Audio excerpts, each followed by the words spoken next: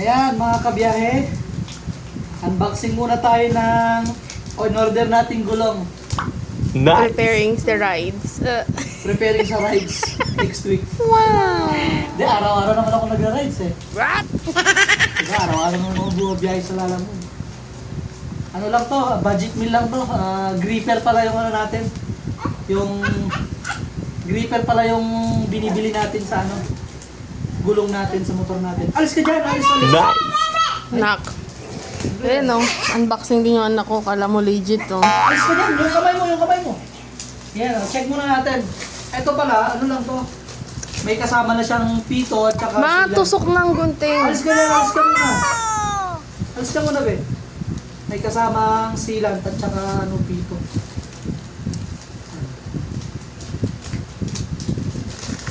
Alis ka muna dyan, be. Alis ka muna dyan, ma. Yan. Para makita nyo. Yan, oh.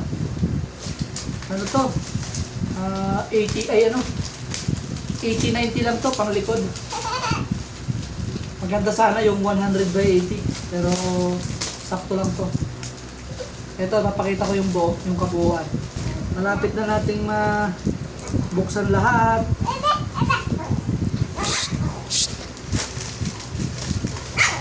Ito na.